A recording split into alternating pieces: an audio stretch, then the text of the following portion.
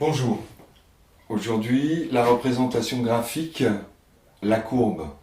Alors, pourquoi spécifiquement la courbe? C'est tout simplement en sciences physiques, quand on étudie l'évolution de grandeur physique par rapport à d'autres grandeurs physiques, euh, ou je vais même utiliser les termes mathématiques en fait.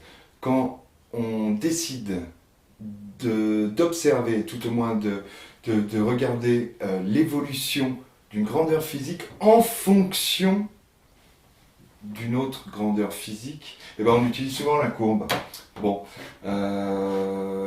alors le b.a.-ba, je vais juste faire le b.a.-ba, c'est aussi bien pour les cinquièmes que pour les troisièmes pour juste revoir un peu tout ça.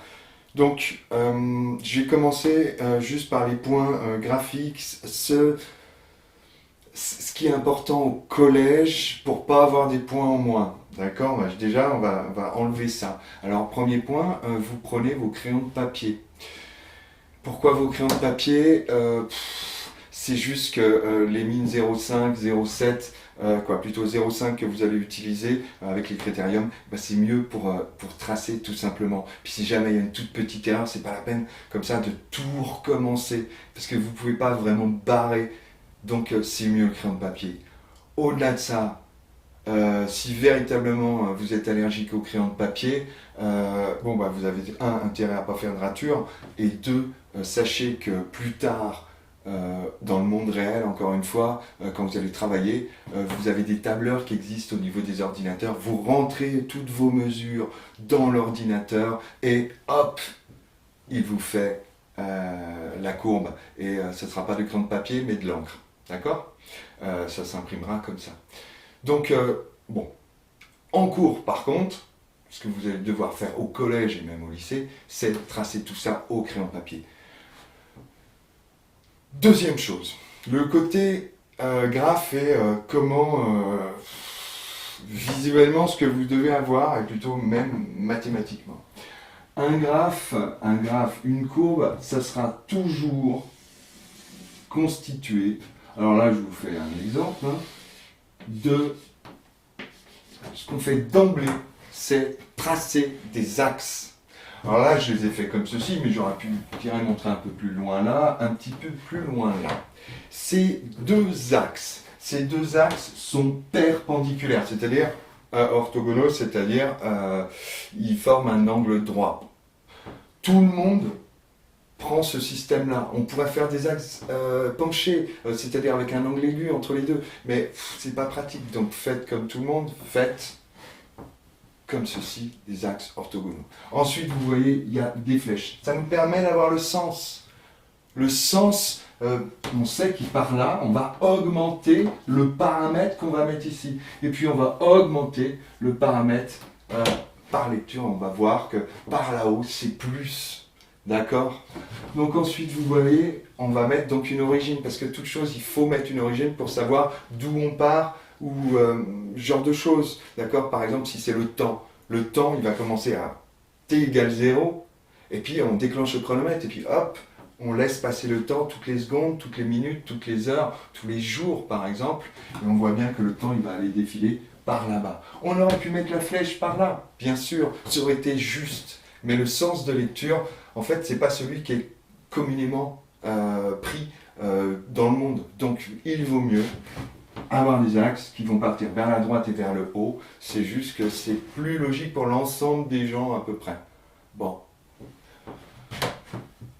Des axes perpendiculaires, les deux petites flèches qui sont là, l'origine du repère, ça c'est des choses importantes. Ensuite, sur ces axes-là, donc je vous ai dit dans une vidéo différente sur la démarche scientifique, sur une vidéo précédente, on étudie souvent une situation, donc on a des questions, on se fait des hypothèses, et puis dans le labo, on va essayer d'observer l'évolution d'une grandeur physique en fonction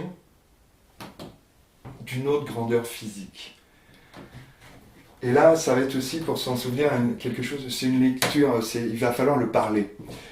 Ce qu'on observe ici, ce qu'on observe, cette fameuse grandeur physique, l'évolution de cette grandeur physique qu'on va observer, c'est ici qu'on va la représenter, c'est en ordonnée. Alors je vous rappelle, ordonnée, abscisse. Ok? Alors pour se souvenir, pour l'ordonnée, vous avez ordre, ordonnée, vous n'avez qu'à penser aux militaires, ordonnée. Et puis abscisse, vous trouverez quelque chose. Donc, ici, sur les axes, au bout des axes, nous allons mettre, et je vais donner juste un exemple, on va mettre, alors ici, le T, je vais l'écrire complètement, température. C'est un exemple, d'accord? Ici, on va y inscrire la température. C'est ce qui va évoluer, ce qu'on va observer, ce qui va évoluer par rapport à un autre paramètre qui, par exemple, pourrait être la pression. Pourquoi pas, vous avez un corps, n'importe lequel, vous décidez de regarder, d'observer, de prendre des mesures de l'évolution de la température en fonction de la pression. Ça veut dire que la pression est le paramètre que vous réglez. C'est vous qui décidez, je vais me mettre à 1 bar, à 2 bars, à 3 bars, à tant de pascal. Bon, vous choisissez l'unité que vous souhaitez. Et vous allez mesurer, c'est-à-dire avec le thermomètre, regardez, si je mets 1 bar, je suis à tant de degrés Celsius. Si j'ai 2 bars, je suis à tant de degrés Celsius, etc.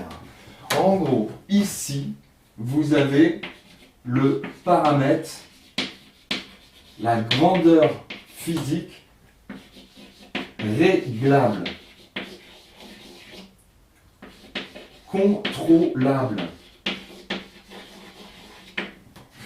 Et ici, vous avez le paramètre, la grandeur physique,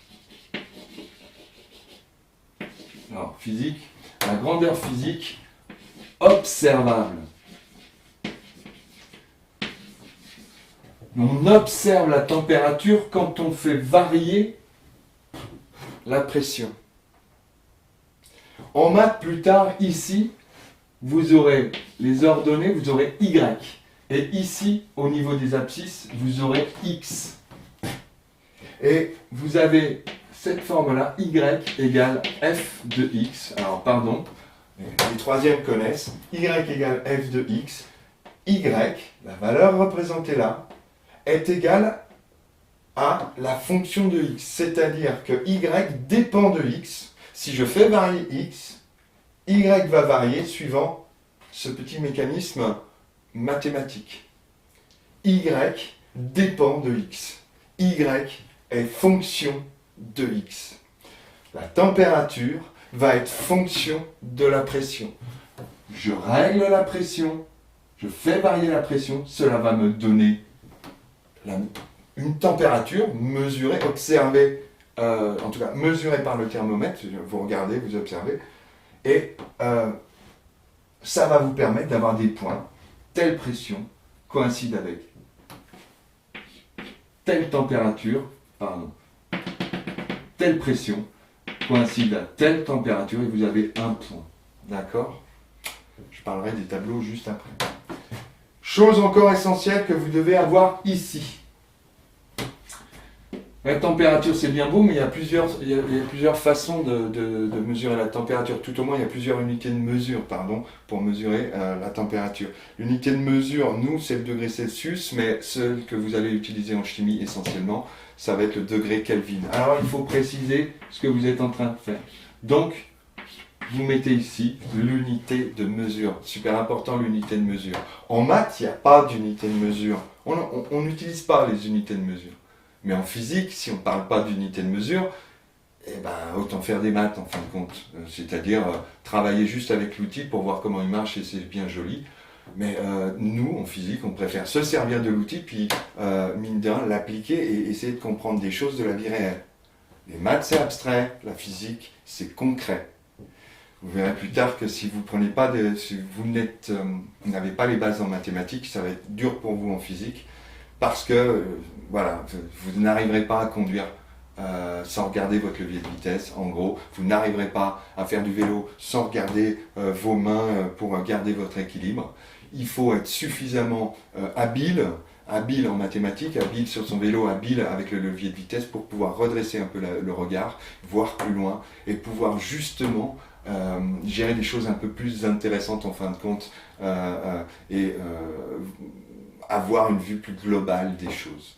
Donc, ici la température c'est en degrés Celsius, puis la pression, bah, je sais pas, on va prendre l'unité de mesure internationale pour la pression, le pascal. Donc vous avez à noter ceci, ceci, ceci et ceci. Vous avez deux axes perpendiculaires, l'origine du repère, etc. Maintenant vous avez autre chose d'essentiel, c'est 2 mètres. Alors après vous verrez, vous mettez des petites flèches, vous mettez le vecteur unitaire, mais en gros, alors pardon je le mets, je le laisse, c'est en gros de mettre l'échelle, c'est-à-dire le 1 sur chaque axe, il nous faut l'unité, tout simplement. Donc il est essentiel, s'il n'y a pas l'unité, on ne va pas comprendre le graphique, la courbe ensuite. Ok? Bon. Ah, ça, c'est le côté graphe, comment vous devez le réaliser. Maintenant, les quelques petites choses que j'ai à dire. C'est un graphe, il est issu de mesures. Il est issu de mesures qu'on a pris. On a fait, exemple, on a étudié l'évolution d'une grandeur physique en fonction d'une autre grandeur physique. On a étudié l'évolution d'une grandeur physique, exemple la température, en fonction